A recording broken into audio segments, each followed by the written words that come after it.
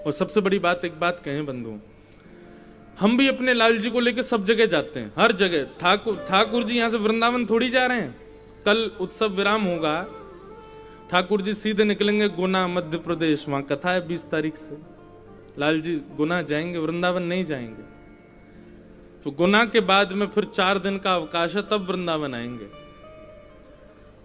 आप लोग कहेंगे महाराज जी आप भी अपने ठाकुर जी को लिए घूमते हो, हम लोग लिए घूमे तो क्या दिक्कत है? पर हमारे ठाकुर जी बड़े व्यवस्थित चलते हैं। एक ट्रक सामान तो ठाकुर जी का व्यवस्थाओं का ही चलता है। क्यों? मन में ये भाव है कि भाई वो ठाकुर जी हैं, उनको कहीं भी बिठाना नहीं है, कहीं भी सुलाना नहीं है, कहीं भी रख नहीं देना है, कुछ भी उनके सामने खाना नहीं है, कुछ भी उनको परोसना नहीं। रसोईया भी संगी चलते हैं ठाकुर जी के, वो ठाकुर जी के प्रसादी में।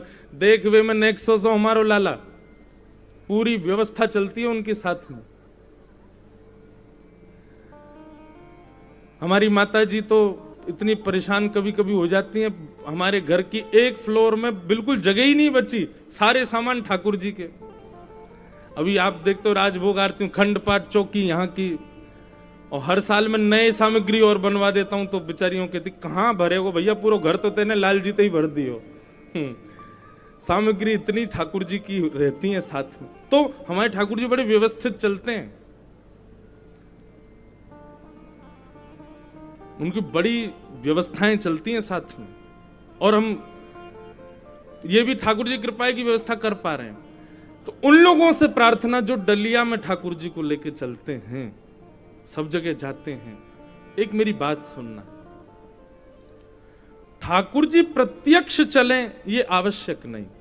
हमारे पूज्य श्री जगन्नाथपुरी वाले महाराज जी पधारे, आपके ठाकुर जी भी पधारे, पूरी सेवा आई है और पूरी व्यवस्थित सेवा आई है। ठाकुर जी की जैसे भोग सामग्री आदि बननी चाहिए उसी प्रकार, जहां महाराज जी का निवास है वहां उसी प्रकार सेवा ठाकुर जी की चल रही है। लेकिन जो अपने लड्डू गोपाल आदि को कहीं भी लिए जाते हैं, उनसे थोड़ी प्रार्थना कि ठाकुर जी हमारे हैं, प्रयास करो कि श्रृंगार करके ठाकुर जी को सिंहासन पर विराजमान करके नेत्रों में भर के फिर उनको चित्त में विराजमान कर लो। हे लाल जी, अब हम दर्शन के लिए जा रहे हैं, अब हम नदी स्नान के लिए जा रहे हैं, अब हम कथा सुनने के लिए जा रहे हैं, या हम बाहर मार्केट में घूमने जा रहे हैं, कुछ शॉपिंग करने जा रहे हैं, आप अकेले नहीं हो यहाँ पे। ऐसा भाव नहीं करो कि ठाकुर जी अकेले कक्ष में, तो हम छोड़ के कैसे जाएं? ठाकुर जी आप चित्त में विराजमान हो जाओ, और ये भाव रखो कि अब ठाकुर जी मेरे चित्त में ही हैं, वो मेरे संगी जा रहे हैं, आप ऐसे जाओ। ठाकुर जी को सब जगह लेके नहीं जाना है। बाइक पे घूम रहे हैं, ठाकुर जी संग में गोद में है, कहीं जा रहे हैं, उसमें थोड़ा भाव रखना चाहिए। ऐसा नहीं है कि कोई पाप लगेगा आपको, ठाकुर जी नाराज हो जाएंगे, नहीं,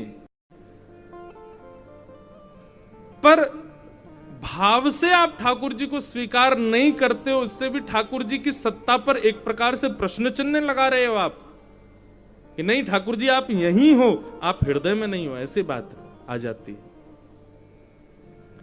श्री माधव दास जी जगन्नाथपुरी भगवान के बड़े अनन्य भक्त, एक बार उनके मन में भाव आया कि मैं वृंदावन जाऊंगा दर्शन करने के लिए,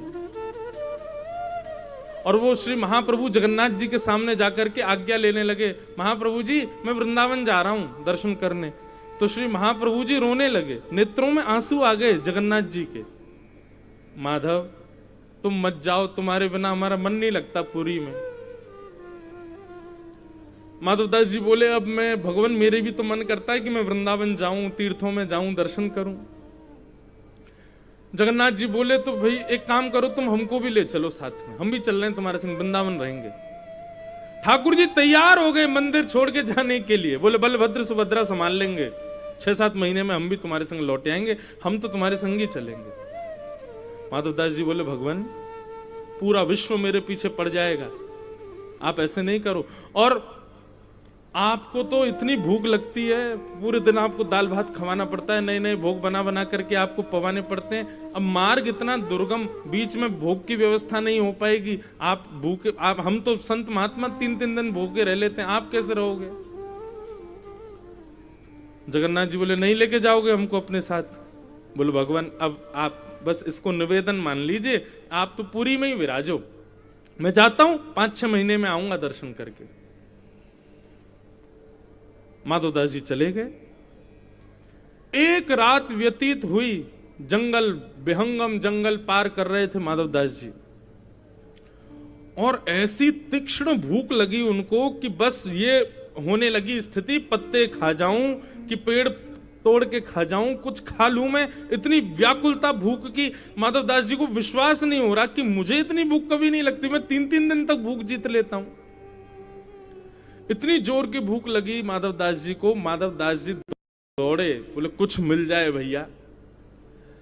पत्ते वत्ते मिल जाते, उन्हीं को उठा के खा जाते, कसैले होने के कारण फिर छोड़ना पड़ता। क्या करें, कहां जाऊं, इतनी भूख लगी। तभी एक गांव दिखा, दौड़ करके गए, एक दरवाजा खटखटाया, एक बूढ़ी माता ने गेट खोला। तो माधवदास जी बोले, मैया मैं तेरे हाथ जोड़ूं, पैर पूजूं, मुझे बहुत भूख लगी है, मेरे प्राण निकलने को हो रहे हैं, मेरी स्थिति ऐसी हो गई कि मैं कुछ भी खाने को तैयार हो गया हूं। ऐसी स्थिति में हे मैया आप कृपा करो, मुझे आपके घर में जो भी सामग्री हो वो मुझे पवा दो, मुझे बहुत जोर से भूख लगी है। माता जी ने माधवदास जी को बुलाया, सुंदर थाली लगाई। माधवदास जी तो थाली देखते ही महाराज प्रणाम करके तुरंत लगे पाने। माता जी आकर के बोली, बाबा ने एक धीरे पा लियो, इतनी जल्दी जल्दी मत पाओ। और कैसे निष्ठुर बाबा, अकेले अकेले पा रहे हो, इस संग में छोटा सा बालक तुम्हारे बैठा, कैसे देख रहा थाली की ओर, इसको क्यों नहीं खिला रहे हो? माधवदास जी बोले, कोई बालक नहीं है हमारे साथ। अरे झूठ और बोल रहे हो, ये बगल में पता नहीं किस माता का बालक चोरी करके लाए हो। बाबा रुक जा, सवेरे पूरे गांव में हल्ला मचाऊंगी, तुम एक बालक चोरी करके घूम रहे हो। माधवदास जी बोले, कहां है बालक, कौन है? बोले, ये बगल में बैठा तो है तुम्हारे। माधवदास जी ने अपनी भाव दृष्टि से देखा तो मंद मंद जगन्नाथ जी मुस्कुरा रहे थे। बोले, हम संगी हैं आपके, हम पुरी में नहीं, हम संग आए हैं। और माधव ये भूख आपको नहीं लग रही है, हमको लग रही है। माधवदास जी बोले, तभी तो मैं कहूं कि ऐसे लग रहा है कि मानो जैसे पेट में ज्वाला जल रही हो। आ गए साथ में। अब पुरी में? बोले, पुरी में हमारा विग्रह विराज रहा है, हम तो भाव से तुम्हारे साथ वृंदावन चल रहे हैं। अब बताओ, माधवदास जी को प्रत्यक्ष ठाकुर जी लाने की आवश्यकता थी? नहीं, ठाकुर जी भाव से गए उनके साथ। अब तो माधवदास जी की स्थिति हो गई, 6 महीना में तो वृंदावन पहुंचे। क्यों? हर 1 घंटा में भूख लग गया है उनको।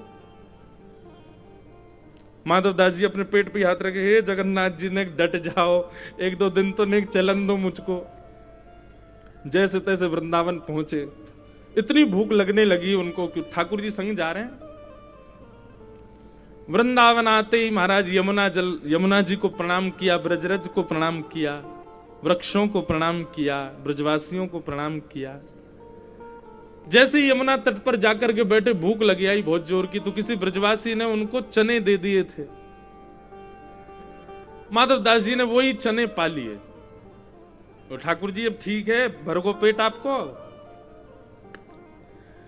माधवदास जी बोले, चलो अब ठाकुर जी के दर्शन करें। श्री बांके बिहारी लाल जी का दर्शन करने के लिए माधवदास जी गए।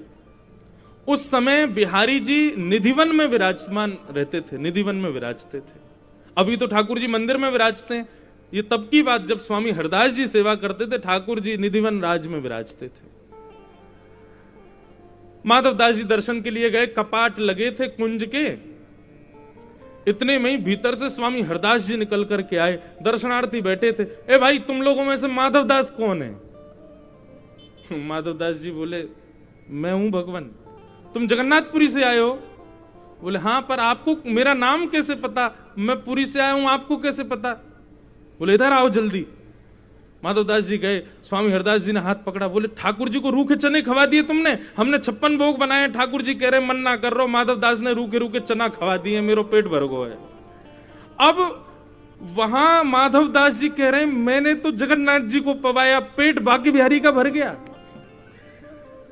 बोले, जैसे फोन के नए नए स्थानों पर जाकर के वहां के नेटवर्क पकड़ लेता है, ऐसे ठाकुर जी कि तुमने पुरी से यहां आए तो बिहारी जी ने तुम्हारा नेटवर्क पकड़ लिया। अब तुम जो पाओगे बिहारी जी का पेट भरेगा। यह है भाव की सेवा। ऐसे तो भैया आवश्यकता नहीं, या तो पूर्ण व्यवस्था करके चलो ठाकुर जी की। ऐसे व्यवस्थित होके चलो जैसे अपनी व्यवस्थाओं को देख के चलते हो। हमारे भोजन सामग्री हम कहाँ खा लेंगे, कौन से रेस्टोरेंट पर खा लेंगे, कौन से होटल पर खा, ठाकुर जी थोड़ी खाएंगे सब जगह। इसलिए कहीं भी मार्ग पर जाओ व्यवस्था करके चलो ठाकुर जी की। मैं तो बताता हूं कथा में, हमारे लाल जी की झांपी जी हैं जिसमें ठाकुर जी जाते हैं सफर में, वहां झांपी जी में तो मैं करीब 5-10 हजार रुपए ठाकुर जी की झांपी जी में रखे रहते हैं। और जैसी फ्लाइट में बैठते हैं, लंबी फ्लाइट हो तो ठाकुर जी से निवेदन कर देते हैं, लाल जी अब तो कुछ मिलने वाला है नहीं आपको। जैसे हवाई जहाज आकाश में पहुंचे, आपकी तो सब जगह गोपांगनाएं हैं, आपको खूब सारो धन दे दियो, कहीं भी गोपी को कछु दे के कछु खरीद के खा लियो, पेट भर लियो अपनो। अब इतने घंटा बाद भोजन मिलेगा, यूं मत कहियो कि याने मुंह को भूखो मार दियो, मैंने सब व्यवस्था आपको दे दी है, आप पाते चलियो रास्ता में। तो भैया सेवा में भाव की आवश्यकता है। अर्चन भक्ति केवल अर्चना में साधन और सामग्री विशेष चाहिए ऐसा नहीं। कथा श्रवण भक्ति होगी तो सामग्री नहीं भी होगी ना तो भी ठाकुर जी स्वीकार करेंगे। जब श्रीनाथ जी